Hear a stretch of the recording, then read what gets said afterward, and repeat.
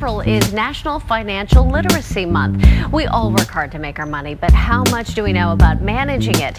It's never too late to learn. Financial advisor Rob Wilson here's to tell us about a program helping area students becoming financially literate. But I think we could all learn a good lesson from this. Good morning, Rob. Good morning. Yeah, first of all, how much is taught to high school students and college students about finances in school? Not enough. And if you think about a couple of the issues that are really facing the country right now that we're arguing and bickering over, it's really healthcare and it's the financial crisis. So why we don't talk more about health and wealth in school, I really don't understand that. Yeah. But I brought a couple of numbers. There are only 4 states that require a dedicated personal finance course in high school. Wow. There's another 20 states that require you to include that in some other course, including Pennsylvania, but it's really not enough. And so there's a poll that came out that where 45% of students said that they were really unprepared to manage their finances once they graduated. Wow. So when you don't start early, it really creates a ripple effect throughout the future. Well, and it shows once they get to college how many kids have so many credit cards and come out with so much credit card debt, not to mention their student loans. Without a doubt, 50% of students in college have 4 or more credit cards. Why you need 4, wow, I'm not really sure. The average senior graduates with $4,100 in debt, which is up from $2,900 in 2004, and only 17% of these students pay their bill every month. That means they're carrying a balance, they're paying a lot of interest. And here's a quick example.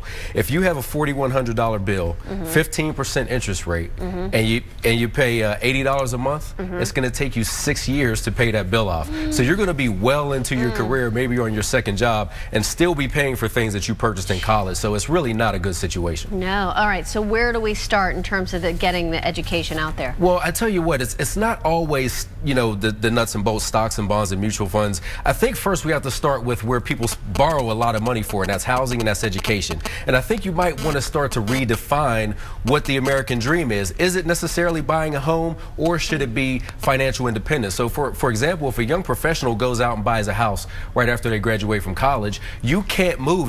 It's much harder for you to move if the job situation changes and you need to go to another city or another state. And also, I think maybe we need to stress entrepreneurship a little bit more than maybe just teaching everyone how to be a good employee. Interesting. Okay, so dollars and cents. Once we learn kind of those big picture things, what about the nuts and bolts? Well, I think you really got to start early. You know, it's never too early to start. If you have very young kids, teach them the value of money, how to count it, and make sure they know if they lose it, they're losing something of value. Have them do chores, jobs.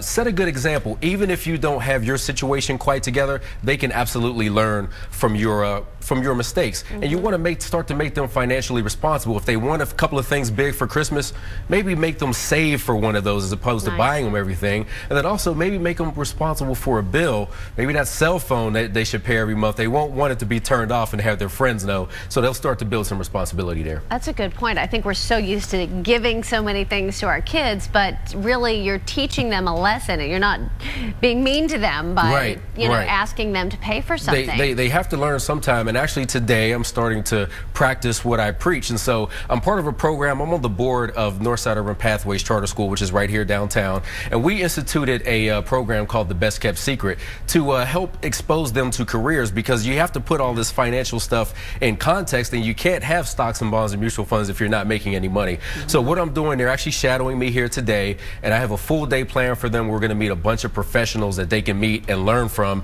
and hopefully walk away with the feeling that they can do the same thing. Would you advise other young people to start doing job shadows even in high school? Without a doubt. I think that's very important, because sometimes if you don't have a family member or something who has pursued a certain career, you may not even know that that's available to you, or if it's a possibility. And if you can learn actually how they got from A to Z, then it becomes a lot easier for you to pursue the same path. Do you think it's smart, especially once they start getting realistic about their future, ask these people, how much money can I make? How much will I make, you know, down the road early on?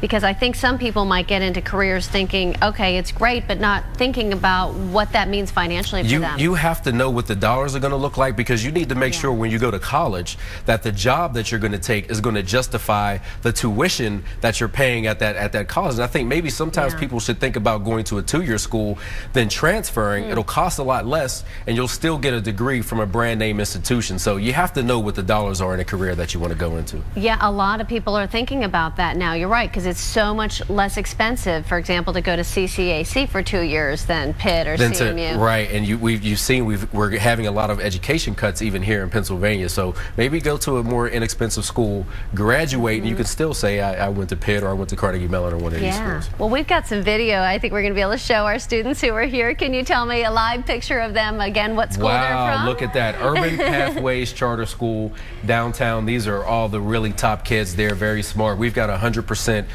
graduation rate and also college acceptance rate. So they're doing a very great job at Urban Pathways. That is fantastic. Very exciting. Well, Rob, thank you for being with us and for being a great example to them. Thanks for having all of us today. Yeah, absolutely. And again, thanks to Rob Wilson of Blazer Capital Management. And you can look for his Money Monday segments here every other week.